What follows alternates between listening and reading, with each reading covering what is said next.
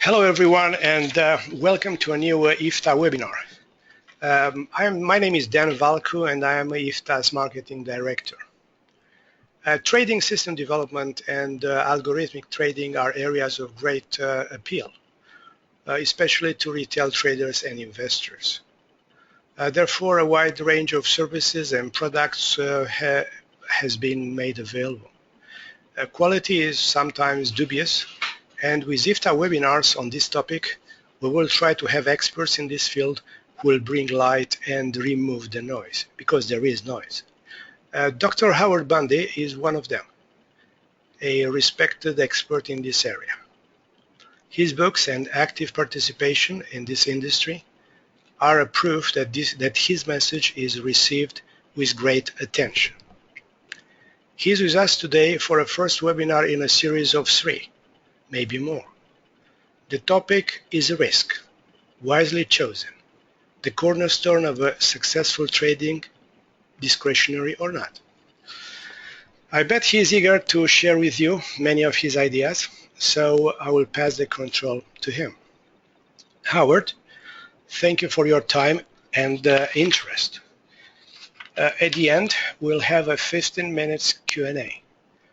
Please type your questions in the questions box on the right side of your screen, and I will make them available at the end of the presentation.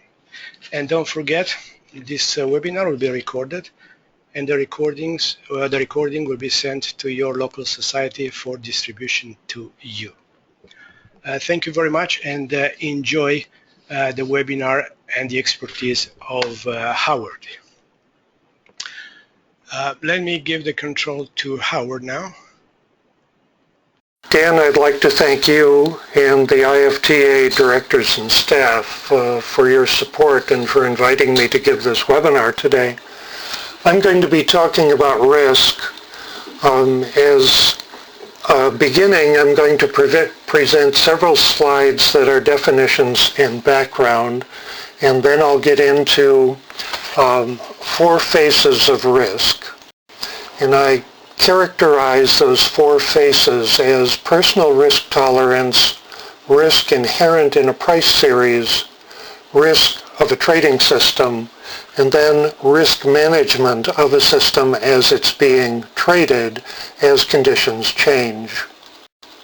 So we'll begin with some definitions and review, and I'll go through these fairly quickly so that I can spend the majority of the time on risk itself.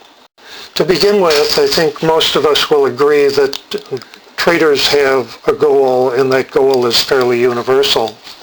And if I may read it, the goal is for the trader to have confidence that the signals generated by the trading system precede trades that provide rewards adequate to compensate for the risk.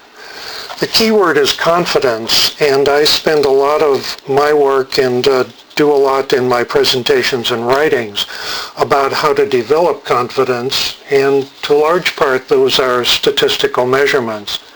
But the primary limitation is risk, and that's what we're going to talk about today. We get confidence, and it's confidence in the prediction of future price change in the series we're trading. We get confidence by out-of-sample testing, where out-of-sample means data that's not used during the development of the system.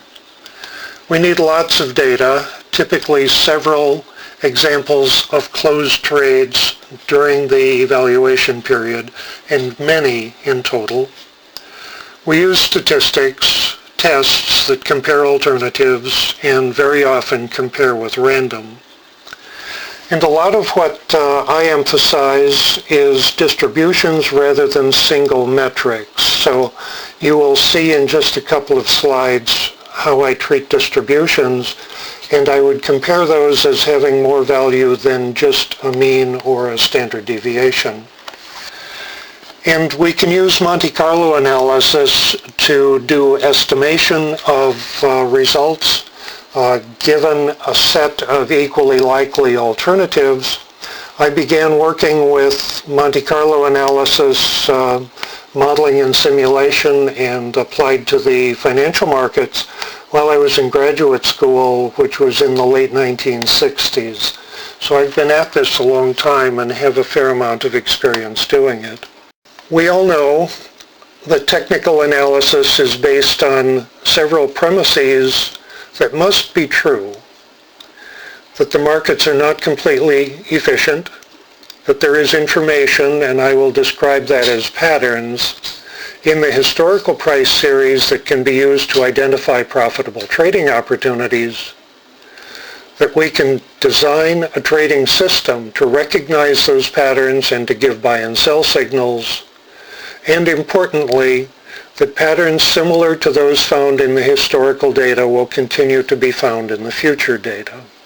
The key points of my talk today are a statement of risk tolerance, a best estimate set of trades, and we will use that to model risk, Monte Carlo techniques, two unique to me, new to most of you, metrics. One is called SafeF. It's a position size that is a fraction of the trading account used for each individual trade. And given SafeF, risk normalization, which is a technique for normalizing the risk associated with a set of trades by position size. Given a set of risk normalized trades, we can then compare their profit potential, and the profit potential is a metric that I call CAR25. It's as near a universal objective function as I have found, and I'll demonstrate how we can get that in a moment. Then monitoring live trades, updating the best estimate set, updating SafeF, and updating CAR25 during trading, and managing trading using CAR25 and dynamic position sizing. And I'll demonstrate dynamic position sizing as well. This process keeps you in the issue that provides the highest account growth. And importantly, when system performance deteriorates, the position size drops and systems are automatically taken offline. The two original metrics are SafeF and CAR25. And SafeF is the fraction of the account used for each trade that maximizes the account growth while keeping the risk of drawdown to within the trader's risk tolerance. And it is a distribution of trade results at SafeF that define risk normalized performance, and we'll see that in a minute. CAR25 is the 25th percentile of the distribution of compound annual return of the risk normalized performance. And CAR25 can be used to compare alternative performances, including with a risk-free alternative such as a bank account, or you can use CAR25 to manage a regime switching trading system. From my perspective, trading system development and trading has two components. On the left-hand side, you'll see the stack that represents development, starting with thinking about the trade, then developing the models, rules, and logic that fit the rules to the data, a validation phase that checks to see whether we're kidding ourselves or whether we found something that is truly profitable. And if it has, then we move to trading and trading management. The trading system itself is a system, and this is the language, the terminology that's generally accepted in the modeling and simulation profession. A trading system is a model, and the model includes rules. In the case of trading system, it includes indicators, patterns, predictors, parameters. It does not include position sizing. It has input data, and in the case of a trading system, there's the primary data series, that's the series that's being traded, and potentially auxiliary prices, and we might call those intermarket variables. The output from a trading system is the trade list, and it comes from the buy and sell signals. In order to do the analysis and get the statistics, and for the practical matter of developing trading systems, I'm going to talk about a basic system that trades a single issue, long or flat, or equivalently, short or flat. And if we take those two together, we could have a system that trades a single issue, long, flat, and short. I recommend working with a single issue to begin with, and if you wish a portfolio, to create a portfolio of systems, each of which is maintained separately, rather than a portfolio of issues which are traded from a common model. And we can use a regime switching procedure based on the techniques that are described here to fund those systems that are performing best day by day, trade by trade. We do that in the trading management system. And the trading management system is also a system. It also has a model. In this case, the model is in two parts, and it has inputs and outputs. The model is a statement of risk tolerance, and that's the individual's personal risk tolerance, a Monte Carlo analysis procedure, and the model itself performs an analysis called dynamic position sizing. The data available for trading management is trades, and the output is the position size for the next trade, called SAFEF, and the risk normalized profit potential based on the recent performance. Those of you who are familiar will recognize this as Bayesian analysis or evidence-based analysis. The key that is the link between development and management, and then the key for ongoing management, is what I call the best estimate set of trades. It is the list of trades that you believe are the best estimate of the future. Now, these can come from anything. They can come from subjective trading. They can come from a live list of trades. They can come from a hypothetical list of trades. For use in trading management, it should be as realistic as possible and as unbiased as possible. It is going to be used to estimate future performance. Ideally, it's actual trades, and as you move from development to trading, the list of trades that were created during development will eventually be moved out by trades that are indicated by live trading. So as you go through the trading management operation, you will eventually have a list of actual trades. And during development, the gold standard is the out-of-sample trades from the walk-forward validation. We're going to be using distributions, and we'll begin with a definition of distribution. It's in probability and statistics, a probability distribution assigns a probability to each measurable subset of the possible outcomes of a random experiment, survey, or procedure of statistical inference. If, for example, we were tossing two dice, one white die and one black die, this histogram, or probability mass function, shows all of the possible outcomes. One toss of the dice gives one result.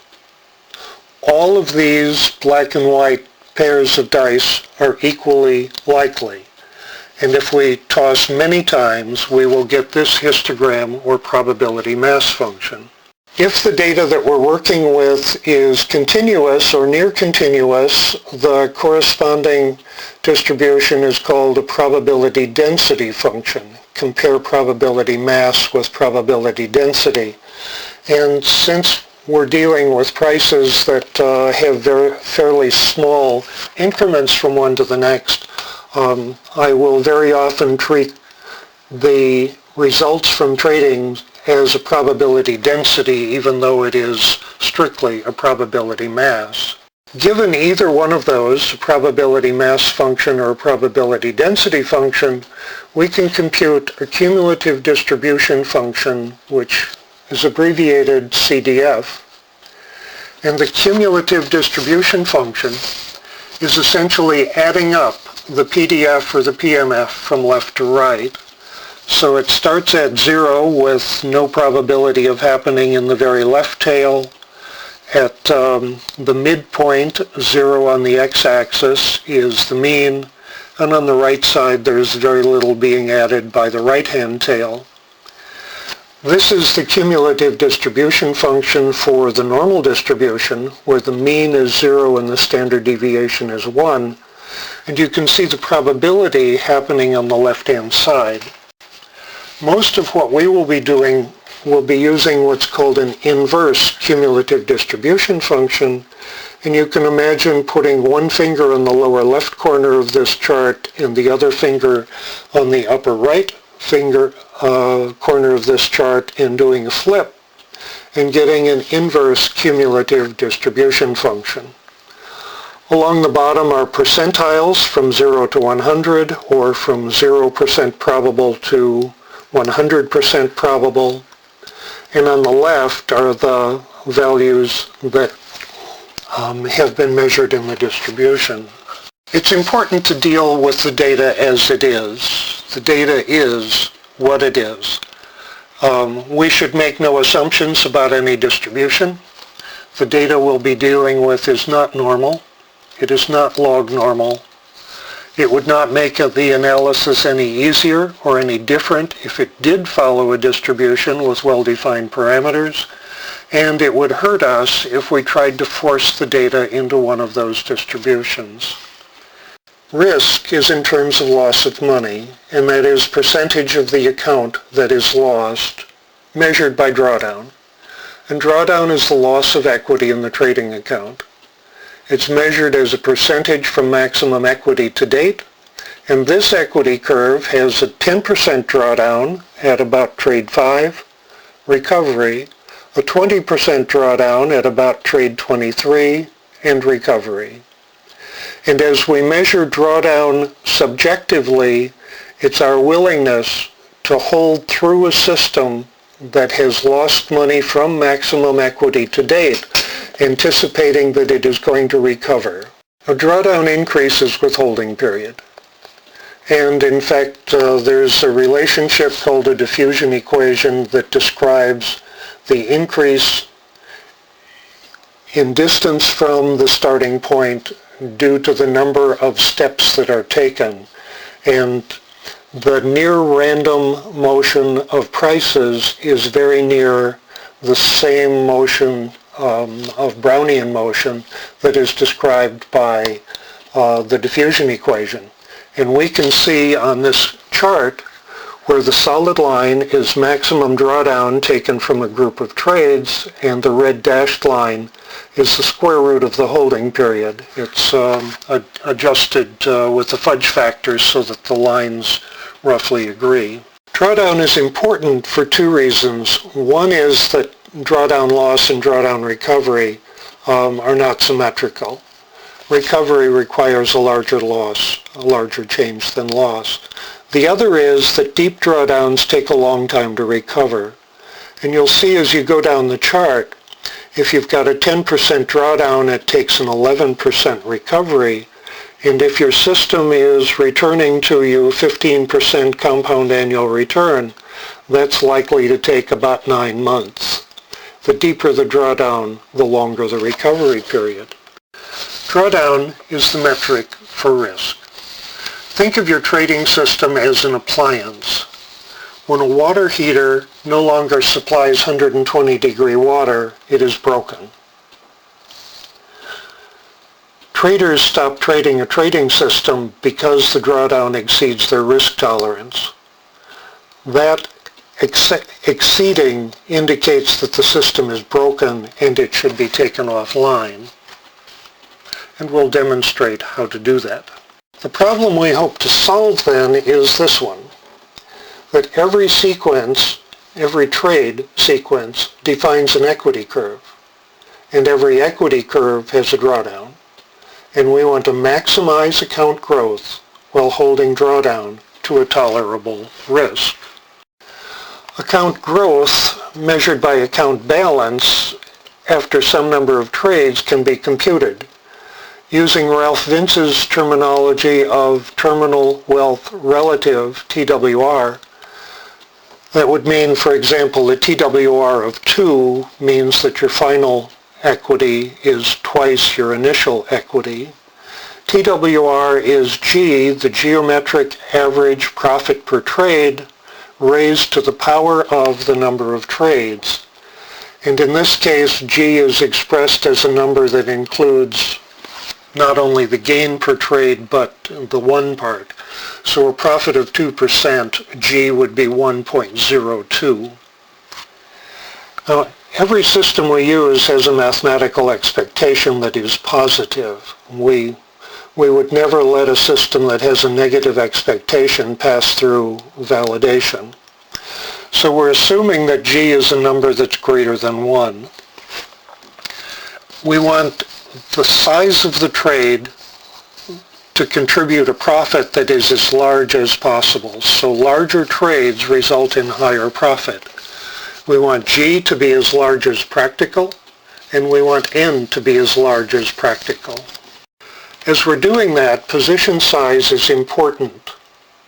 We're going to be using fixed fraction trading, where the position size is the fraction of the trading account that is used for each trade. Other methods are available, for example, fixed ratio. It turns out that the results are nearly the same, and fixed fraction is much easier to both implement and understand. What we're going to be doing is adjusting the fraction of the account that's used to take trades, and that's going to be called safe F, and we want that to be large as practical. When it is less than 1, some funds must remain in a risk-free account to act as ballast to temper drawdowns. Okay. Those balance funds cannot be shared among systems. They can be shared by systems that have explicit inverses, but not by those that trade other items. The implications then are that final equity increases as position size increases, drawdown increases as position size increases, and drawdown is limited by our risk tolerance. So position size is limited by our risk tolerance. And position size must be adjusted so that drawdown does not exceed our risk tolerance. Therefore, profit is limited by drawdown, limited by risk. We'll show an example of an analysis of a set of trades. And this is a set of trades that represent 12 years of trading. And this is a hypothetical result, although it's quite typical of systems that trade fairly frequently. It is the best estimate set of trades, and these are in the original trade order. Out of these 12 years, we're going to pick enough trades to make up 2 years' worth of data and create an equity curve from those 2 years. So from these 311 or so trades, pick enough to make up 2 years, so 2/12ths of that number. That turns out to be about 52 trades, and they make up this equity curve.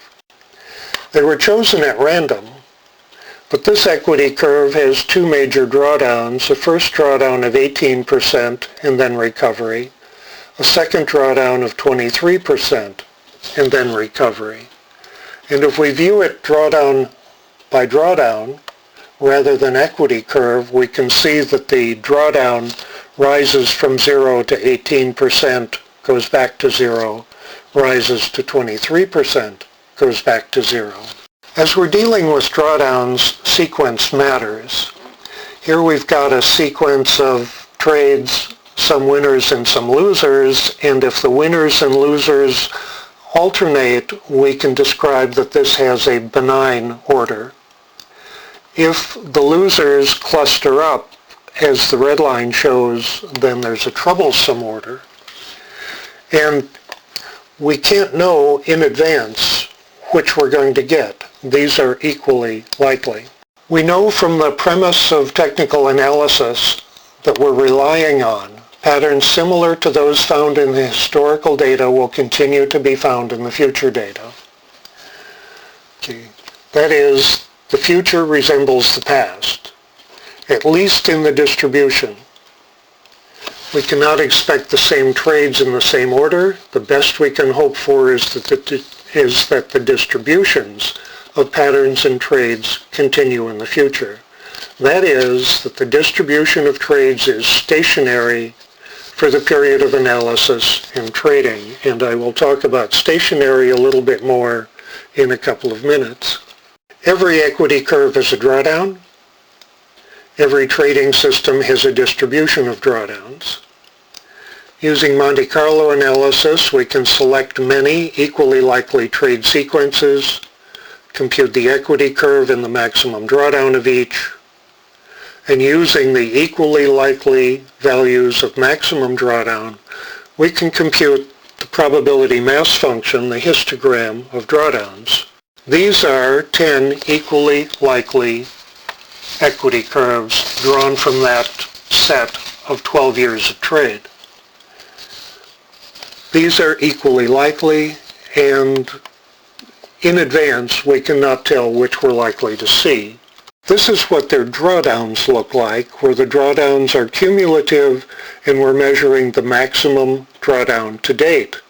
And we can see that from these 10 equity curves, 4 of them have drawdowns that exceed 20%. The process that we're going to use is Monte Carlo, and we're going to compute the maximum safe position size that we'll call safe F using the Monte Carlo procedures. We begin with a best estimate set of trades, set the position fraction to 1, use Monte Carlo methods to generate 1,000 or so equally likely 2-year trade sequences. From each, compute an equity curve. From each, compute a maximum drawdown. From that set of 1,000 drawdowns, compute the cumulative distribution function of risk. And if that is not in agreement with our personal risk tolerance, adjust as necessary until it is. Here, for example, is the probability mass function of maximum drawdown, and we can plot risk tolerance. From the histogram of probability mass function, or PDF, we can compute and plot the inverse cumulative distribution function of drawdowns for the trading system, and we can locate the point on that graph that represents our personal risk tolerance.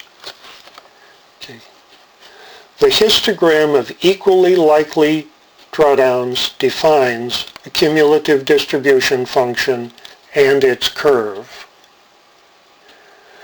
I'll come back to this in a minute, but the curve that goes from about 7% at the lower left to about 53% on the upper right shows the probability of having a drawdown of that amount given that 12-year set of trades, picking any 2-year equity curve. I have 2 dotted lines on there, a vertical one at 0.95 and a horizontal one at 20%. I'm representing those as our personal risk tolerance, where that's a 5% risk of a 20% drawdown. And we can see that the curve passes well above that point, which means that the risk associated with these historical trades is greater than we can deal with without exceeding our personal risk tolerance. Stationarity is very important, and I've done a presentation. I did it for the Market Technicians Association chapter in Seattle, Washington, earlier in 2015.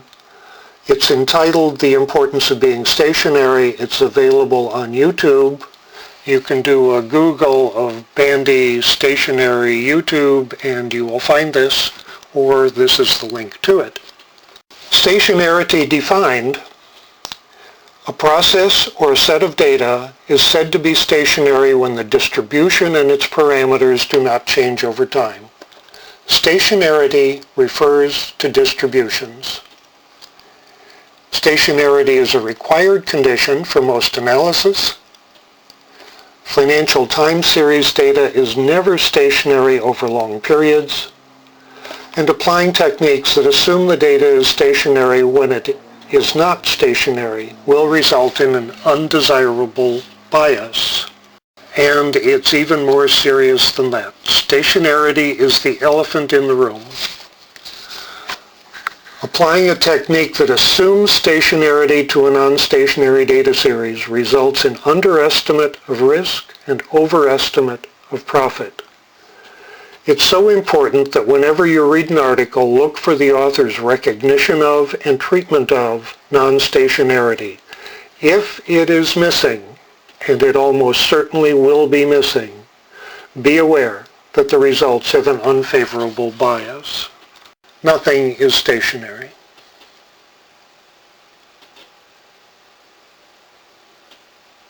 Price is not stationary. Variation in price as measured by standard deviation is not stationary. Trades are not stationary. Stationarity is related to the period of observation. And what we need to find is whether there is a time span over which the trades are stationary. If so, how do we determine that? And what do we do when we know it? There's no way to tell without experiments. It must be long enough to learn the patterns, that's the in-sample part, plus long enough to trade the signals identified by the patterns, and that's the out-of-sample part. So the minimum length of stationarity is in-sample plus out-of-sample. And if we were doing a walk-forward analysis, you would see that we could move forward in time by doing the stepwise walk-forward, where the period of stationarity is in-sample plus out-of-sample, and when it changes over time, we move forward and readjust. So what we've just covered so far is background, and we're going to move on now to the four faces of risk, beginning with a statement of personal risk tolerance. This is a subjective evaluation, and yours may be different than mine, but we both have one, and we can create an objective statement of risk and plot it on a chart. Here is my statement of risk. I'm trading a $100,000 account. I'm forecasting 2 years into the future. I want to hold the risk of a drawdown greater than 20% to a chance of 5% or less. The statement of risk tolerance has 4 parameters. A trading account balance, 100,000, a forecast horizon, 2 years, a maximum drawdown 20%, and a maximum chance of exceeding that 5%. And this is the chart that you saw just a couple of slides ago. Our risk tolerance is in the big red diagram on the right. It is a 5% risk of a 20% drawdown. The 5% comes from the 0.95, and the 20% comes from the 20% on the left. The part of the graph to the right of the 0.95 would be called tail risk, or the area where black swans occur. And what we're going to be doing is adjusting position size to bring the cumulative distribution of maximum drawdown curve down so that it runs through that point at 5%, 20%. As we begin risk analysis, we begin with the price series itself. And I want to draw the analogy that not all horses are ponies, and if you're helping a young girl select a pony, you want one that's not too dangerous and not too calm, but just right. It's going to depend on the rider. One that's too dangerous for a young girl may be just fine for a rodeo rider. One that's too calm for a young girl might be just right for a baby. But once we've found the pony that's right for the girl, we begin riding lessons. Not all stocks are suitable. Some are too dangerous. Some are too calm. Others are just right. And after we've found the stock series that we want to work with, we build a trading system around it. We need Goldilocks. We need not too volatile, enough volatility to provide profit, and we need identifiable patterns. Not too volatile and enough volatility can be analyzed from the stock series itself, and identifiable patterns come from the trading system. There's a technique that I have devised and which I describe in my quantitative technical analysis book that can estimate the sweet spot or the risk associated with the series itself. And the approach is to select an issue, assume a value for accuracy, assume a value for holding period, and based on those, compute the position size using the procedures in this presentation, and then compound annual rate of return. In summary, what we're going to want is high trading accuracy, about 65% is the minimum, short holding periods, 1, 2, or 3 days are the best. Longer than 1 week introduces quite a lot more risk. And we want to trade frequently. We want the N from the formula of terminal wealth relative to be a big number. And there are about 24 favorable 2 or 3 day long flat trades per year in most issues. And in my book I show systems that have these characteristics, and you'll see one later in this presentation. This is an indication of how the sweet spot changes. I'm using SPY, the ETF that tracks the S&P 500 futures contract index, for the period 1999 through the end of 2011. I'm using daily data, mark-to-market, trading market on close, and long flat only.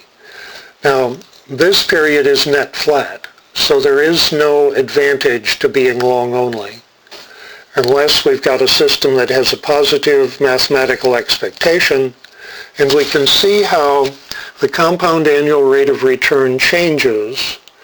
We want a big number, so up in the upper right-hand corner we get a compound annual rate of return of 3,500 if we've got 90% accuracy holding 1 day. And you can see as you move left, the accuracy is lower, and you move down, the holding period is longer. So the area outlined by the black band is roughly those that have 10% or higher compound annual rate of return, and that is the sweet spot. We're looking for data series that have characteristics such that we can find in the data series alone a reasonable return at reasonable risk. Moving on to the risk of the trading system itself, and this is the outline of the process we'll use. It's outline the model, identify the data, show a statistical summary, show a single back test, a chart of the trades. We're going to forecast 2 years ahead. We'll show the cumulative distribution function at full fraction, f equals 1, and then the cumulative distribution function at safe f, which is almost always lower, and the profit at safe f. And we'll identify CAR 25 and what's called a credible interval. The model is mean reversion. We're going to compute an RSI indicator with a short look-back period, and in this case the look-back period is 1.8 days. I demonstrate in my mean reversion book how to use non-integer look-back lengths for the RSI indicator. We're going to trade long flat. We're going to buy market on close on the day when the RSI drops through 23 and sell market on close of the day when the RSI rises through 50. This is the data, SPY, 13 years, 1999 through 2011, and it is net flat for that period. These are the backtest statistics. That system that I described is 69% accurate, trades 41 times a year, and holds 2.2 days. Each trade is a gain of about 0.26, 1/4%. This is the equity curve from the backtest. That's about as sweet an equity curve as you're ever going to see. And these are the trades in original order. There are some 530 trades over the 13-year period. You can see some winners and some losers. And if we sort them, you can see the winners and losers. The ones that are going to give us the problems are the losers on the left-hand side. From this set of trades, we can compute the cumulative distribution function of maximum drawdown at fraction 1. Where the blue lines cross, we'll see that there's a 5% risk of a 22% drawdown. Where the red lines cross, there's an 8% risk of a 20% drawdown. No matter which way we look at it, the risk is too high, position size must be reduced, and we try a number of different F values until we find that at F 0.90, there's a 5% chance of a 20% drawdown. This means that we can trade this system with 90% of the funds available buy as many shares of SPY as we can afford whenever we get a signal, and keep 10% in cash. And this is what the cumulative distribution function of profit potential at 0.9 looks like. This is the risk-normalized profit potential of this system, where the system is the RSI model using the SPY data series. CAR 25 is the final equity at the 25th percentile. It's 4.4%. The terminal wealth, beginning at $100,000, is 25% likely to be $109,000. 25% lower than that, and you'll note that there's a 12% chance that the 2-year return will be negative. There's a 75% chance that profit will be less than $132,000, so CAR 75 is 1.32 for terminal wealth, or 15.3% for the probability for the compound annual rate of return. The red bubble in the top describes that the 50% credible interval for the 2-year compound annual rate of return at risk normalization is between 4 and 15%. If you've got this system and the only thing you know is that the trades in the future are going to be like the trades in the past, and you're going to pick 2 years worth of trades out of that, this is the result you're going to get, and you don't know which point on that curve you're going to get until you actually experience it. They are equally likely. So what do we do about that? We manage risk as conditions change. When performance changes, the likelihood of a serious drawdown increases, and we must reduce position size. We're most concerned when conditions change for the worse. They change because of random variation in a system that is still working, or because the model has lost synchronization with the data and is broken. In either case, because we can't tell which is happening, we must reduce position size in response to deteriorating performance. In the analysis that was done previously, position size was computed from the best estimate set of trades, assuming that position size was stationary over that set of trades. Well, nothing else about trading systems is stationary, so we can't assume position size is stationary, but we can deal with that. And we think like a gambler. We bet the run of the table. When the system is performing well, we want a large position size. When the system is performing poorly, we want a small position size. Complete system failure and account bankruptcy begins with a small drawdown, then increasingly higher drawdowns. you should respect your risk tolerance and reduce position size as recent trading performance deteriorates. Do not trade through a drawdown assuming it's going to recover and using a drawdown as an opportunity to double down and recover quickly. What we're going to do is update the best estimate set. After every trade, and it's every trade that is signaled, whether you took it or not, add the results of that trade to the best estimate set and use a sliding window that drops off old trades and uses emphasis on the new trades. Compute SafeF, use the new SafeF for the next trade, and compute CAR 25 and CAR 75 and compare with alternative uses of the funds. Here's a practical example. This is a series of trades that ladies sent to me several years ago asking, could I analyze them? Started out trading very well and deteriorated, and she didn't know when to quit.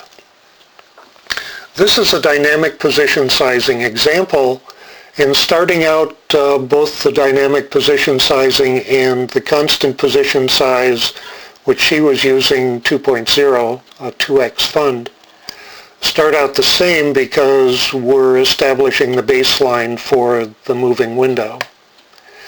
And you'll note that the blue line up above is the equity using dynamic position sizing.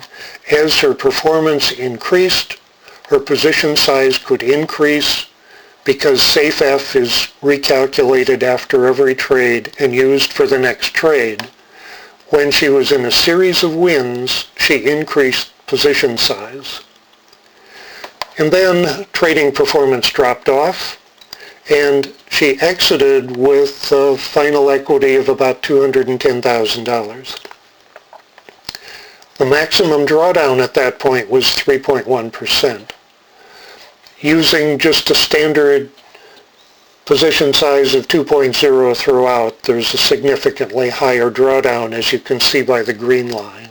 And here's how it looks if we're looking at SafeF, the black line on the left scale, and CAR 25 or 75, the green line and red lines on the right side.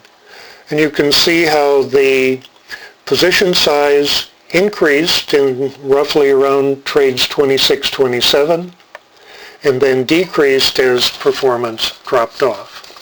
Given CAR 25 at SafeF, we can use that to compare alternatives with a risk-free bank account or with other trading systems. You can use an algorithm for regime switching, update the best estimate set of trades with each recent live trade signaled, even if they're not taken. I call those shadow trades. Compute SafeF in CAR 25, include a risk-free system, and take trades in the system with the highest risk-normalized CAR 25. So this is a summary of the dynamic position sizing method of trading management. Assume nothing about trading is stationary. Performance changes as the data changes, and the model is unable to adjust completely. Position size is not stationary. The only data available for determining system health and proper safe position size for the next trade is recent trade history. The implication is position sizing must be done trade by trade. It cannot be done in the model. The model has no idea how it's performing in real time. So the summary of my presentation is, taken together, the techniques described quantify personal risk tolerance, assess the risk inherent in a data series, assess the risk of a trading system, adjust position size to hold drawdown within tolerance, normalize performance based on risk, estimate future profitability, and then dynamically identify the best use of funds. A large part of what I talked about today is explained in much more detail in my latest book. This was published in January 2015. It includes fully disclosed computer code for the simulations and fully disclosed computer code for the trading systems that have the desired characteristics. You can download and read 2 chapters of that book from the book's website. You might also note that this book is an introduction to machine learning and artificial intelligence in trading systems. You will be able to see the table of contents in the index on the book's site as well. I'm the author of 5 current books on trading system development. Each of the books has its own website, and you can contact me at my email address, howard@blueowlpress.com, or if you've got an important message such as you want me to work for you on a project of yours, you can contact me by telephone. And I'd like to open now for questions from the people who've listened to the presentation. Thank you very much, Howard. It has been a great presentation, and I'm sure that people were also very, very attentive. Now, let me see. People are asking about the PDF presentation.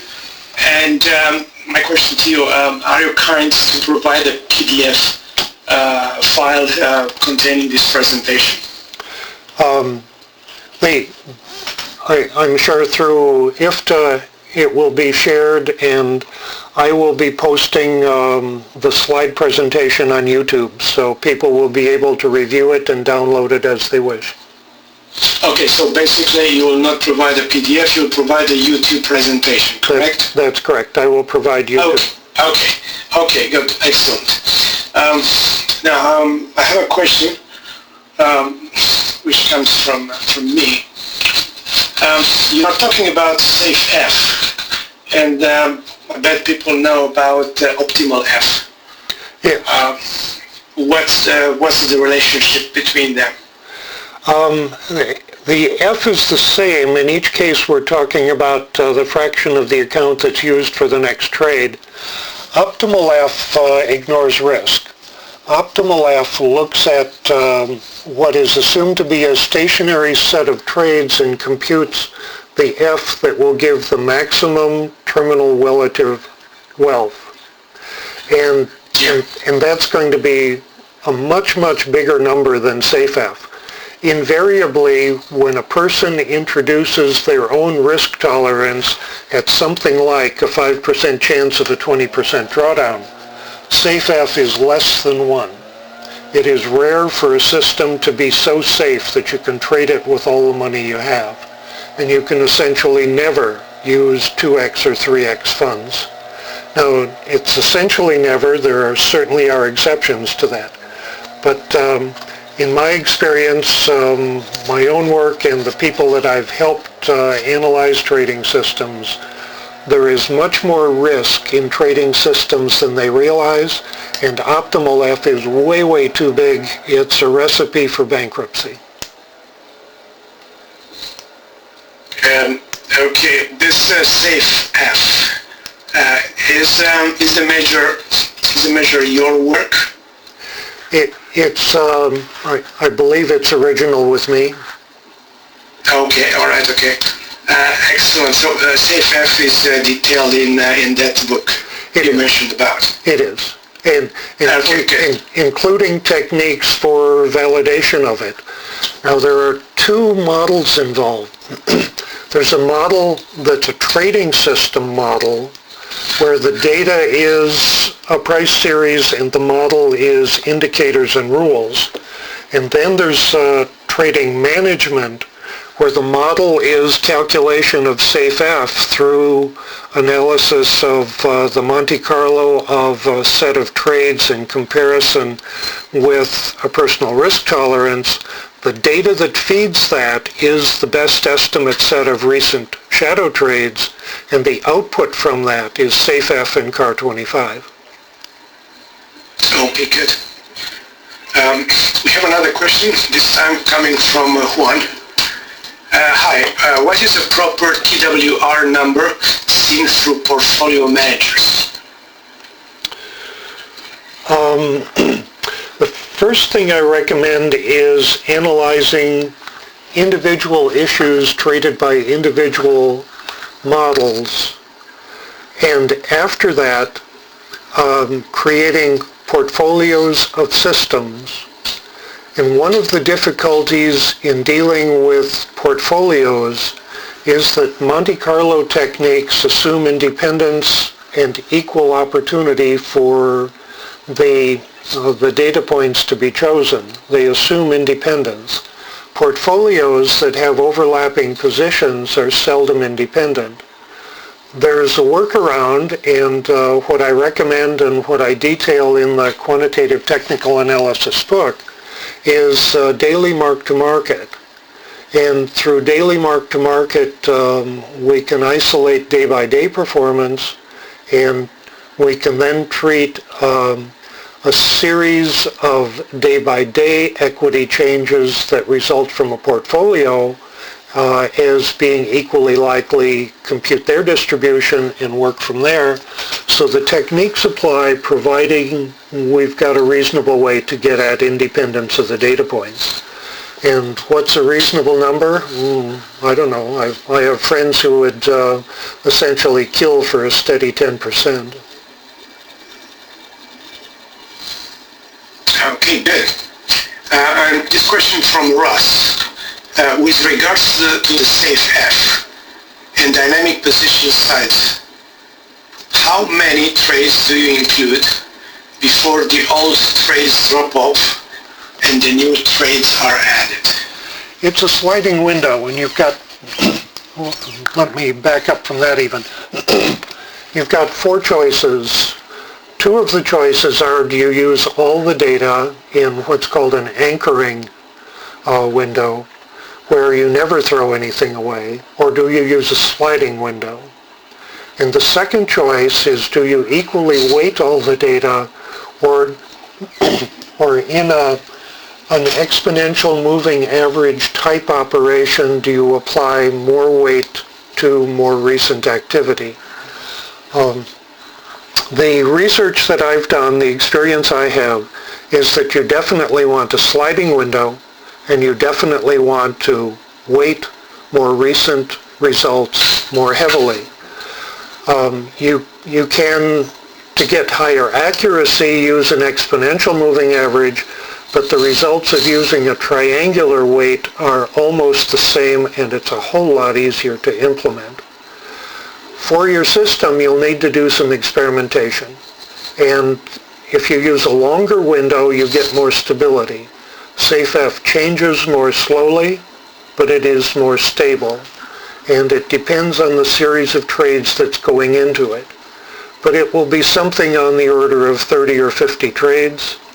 And that means that if you've got something that trades 24 times a year, you've got about 2 years of data in your moving window. I generally recommend that your moving window be longer than your forecast period. So in that case, you might want to go a little bit longer. Good. Another question from Rolf. If varying F trade by trade controls risk, increase F if up, decrease F if down, how do you estimate the impact of the performance? Is the signal important at all, or does it have to be only stable? Well, the trading system gives buy and sell signals. The trading system is essentially predicting a price change up or a price change down. The trading management system looks at recent performance and it analyzes how accurate the recent performance has been, and it adjusts position size so that when you're highly accurate, you're taking large positions, and when the accuracy falls off, you're taking smaller positions. There's no single rule of thumb. Just as it's necessary to do development, test, and validate when looking at, for example, how does an RSI system generate buy and sell signals, it's necessary to look at how does the computation of SafeF and CAR25 work for a given set of trades. So there is a development process that's necessary. I describe what it is and give fully disclosed code in the book. Good. Another question coming this time from Essam. Yes. And his question, what are the other factors that affect the dynamic adjusted positions? I don't understand. Other than what? Other than those that you mentioned in your presentation. This is my assumption. Well, the assumption, I think let me ask the question back. Does something seem to be missing? What would it be? Let me see if the gentleman will reply back. Okay, so until then we'll go to another question.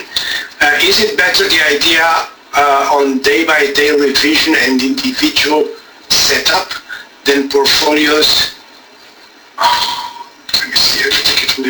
Is it better the idea on day-by-day revision and individual setup than portfolios, than noise, than a full basket?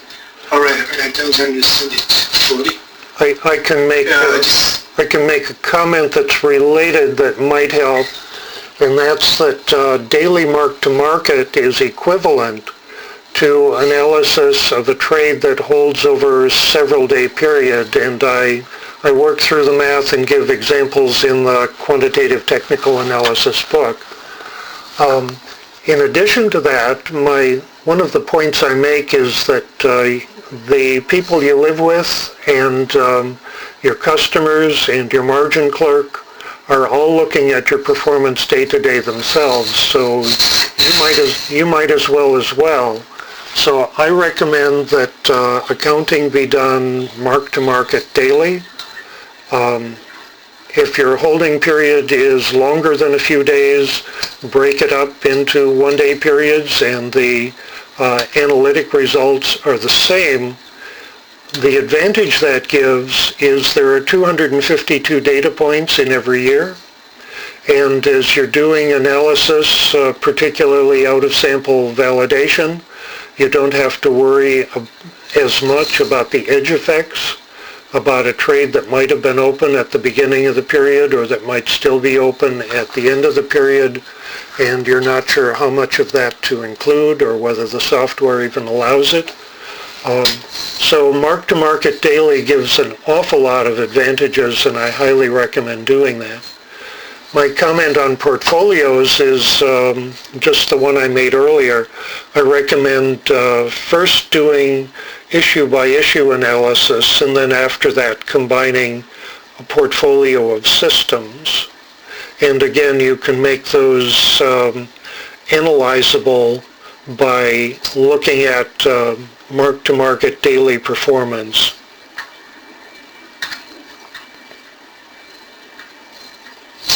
Very good. I have another question, this time coming from Ignaz. After a period of winning trades, risk of losing some trades is higher. No. What about No, it isn't. No, we have no expectation that just because I've won 12 times in a row that loss is coming. In fact, quite the opposite. What we're doing is essentially a Bayesian analysis, and we're assuming that the past is going to repeat. Okay. All right. You basically killed a myth here, because this is how most of the people believe. Yeah, if you win 11 times, then you have higher probability to lose the 12th. But anyway, let's go back to this question because it's interesting. Let's assume that it is like this. After a period of winning trades, risk of losing some trade is higher. It is not as you said. But let's assume it is higher. What about reducing size when a period of winning trades happens? Well, if you've got a system that is generating buy and sell signals that are very accurate, that's going to give a series of winning trades, and that's exactly what you were hoping for. Why would you penalize yourself for having done a good job on developing an accurate system? You should take advantage of it and trade it at a higher position size. When a system starts having losing trades, the dynamic position sizing technique recognizes that and automatically reduces position size for you. So just let the system work. Okay, so you advise to continue with your system. Good. Okay, I have another question from Isam, the same gentleman. The main factor that affects the dynamic adjusted position is a drawdown. The question is there any other, or are there any factors that could be used to optimize the functionality of the dynamic adjusted positions, if any, other than the drawdown ratio optimization? Well, when we're in trading management, the only data we have coming into how well we're doing is our recent performance. And the recent performance is based on accuracy and gain or loss per trade.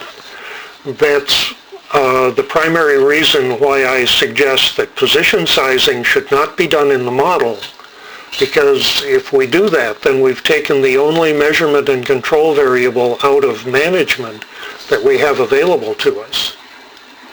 So the factors that go into position sizing during management are the risk tolerance of the trader and the recent performance.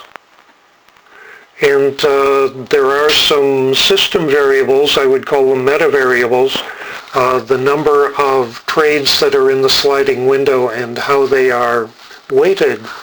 But determining that is very much like determining the length of a look-back period for the trading system itself. It is part of development, test, and validation procedure. Trading management is as much a system as trading, and it must go through test validate just as the buy and sell signals do.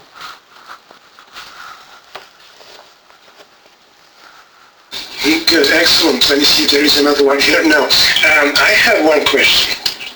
Okay, you talked about systems development and the basis for automated trading. Now, what is your opinion about discretionary trading? Tell us a little bit about how you can apply whatever you presented here to a set of trades done by a discretionary trader. Yes, let me bring up a slide.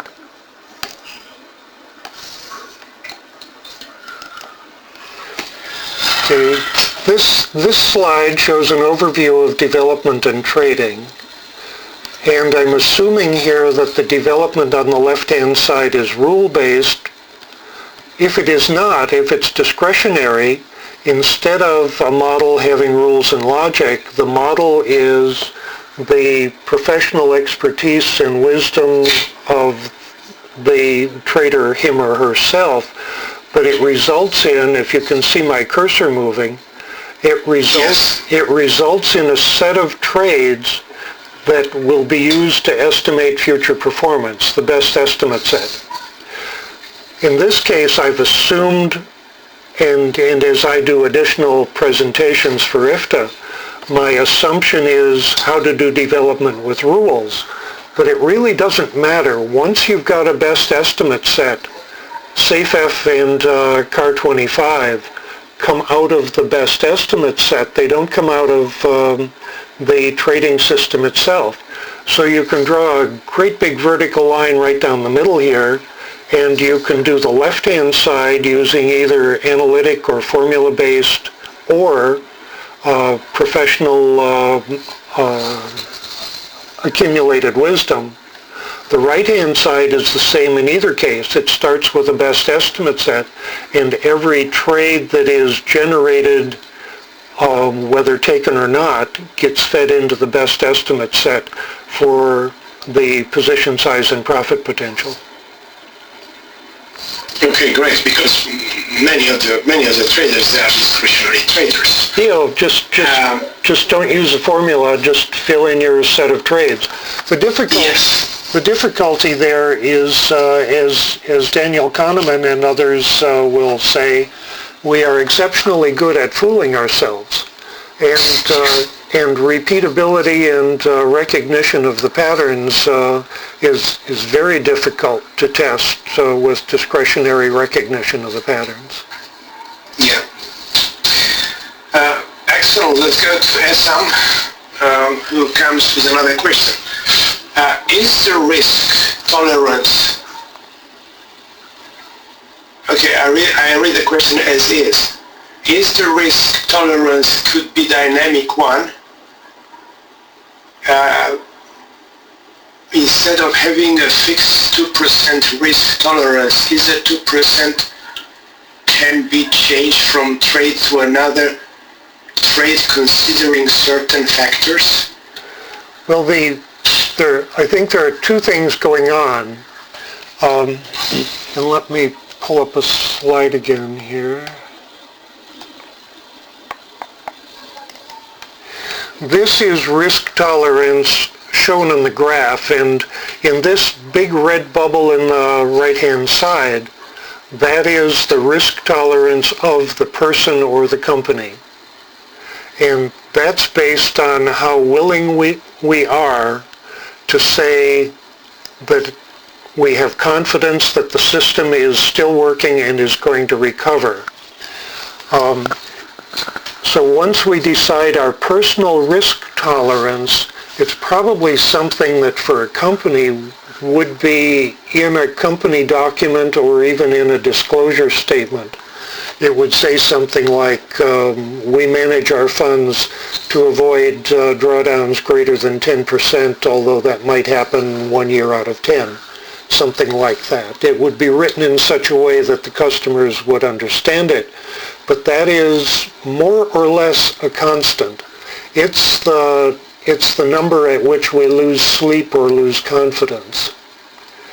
The dynamic position sizing is the number associated with the fraction that brings the curve of drawdown to the point where it intersects the personal risk tolerance point on the graph, and it is already dynamic.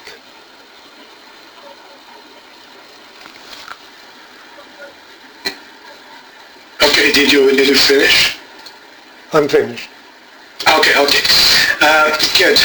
Let me see. Got it. Essam replies, got it. Okay, thank you. I know that you are a fan of Amy Broker, and most of your recent work was implemented using Amy Broker. This statistical charts, and there are many in your presentations, they're not part of Amy Broker, correct? The only thing that you see here that came from Amy Broker is this one. The equity curve, probably. And that's an equity curve that was produced by Amy Broker in result to running the system that looks like this. This system could be run in TradeStation or Ninja or whatever you would like, or Excel even. Amy Broker does not come into this presentation at all. All right, okay, good. And this, if I may ask, this charts, the other charts, the remaining charts, the statistical information, like not this one, the other ones, yeah. They are generated using Excel or? Excel, yes. Okay, good. Okay, good.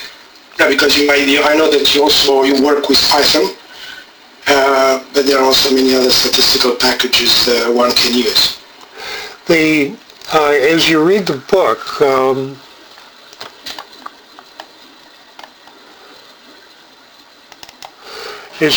book, when you're dealing with dynamic position sizing, that can't be done in the trading system itself. It needs to be done by analysis of the trades, which means that it cannot be done as a single pass through any of the trading system development platform routines. You can't do this whole thing in AmiBroker. You can do the whole thing in Python, or you could probably do it in R or one of the other languages as well. I chose Python because part of the book is an introduction to machine learning and artificial intelligence. When we're working with a trading system development platform like TradeStation, AmiBroker, Ninja, and so forth, essentially all of the models are decision trees. And there are many models that are more accurate than decision trees. For example, support vector machine. We can't implement most of those other models in traditional trading system development platforms, but we can in a language such as Python. So in the book, I introduce first a trading system in AmiBroker, and then a translation of that trading system into Python, and then a translation of that idea into many different machine learning techniques. And it's one chapter that will be expanded in some future work, but it's an introduction into how to use artificial intelligence and machine learning to implement models that are more complex or more capable, however you see them, than decision trees which come out of AmiBroker or TradeStation. Great. Let me see if there is another question. No, I don't see another question. Okay, let me take the opportunity to thank you, Howard, for the wonderful presentation and very complex, very heavy one. So I do hope that people manage well. And the book and the books are available through Amazon. Yes. And the contact information you kindly displayed will help people to get more information from you if they want to approach you. And we are looking forward to seeing you again, or to listening to you again. Okay. In this environment, in this virtual environment. And from my discussions with you, the next one will be sometime in September. Yes. Will be a follow-up or a development of the main theme. And another one in October. Okay? Yes. So what else can I say? Thank you again. It has been a great pleasure. Thank you everybody who attended this webinar. Now it's summertime in Europe, and many people in the audience are from Europe. So August will be probably empty with no webinar, but we are back in September. Don't forget the conference in Tokyo at the beginning of October. Details on the IFTA site. It looks to be very, very interesting. So a great opportunity to network with technicians from all over the world. Thank you very much, and enjoy the rest of the summer. Well, bye-bye. Thank you. Good. Thank you very much. Thank you. Bye-bye. Thank Bye-bye. you. Goodbye.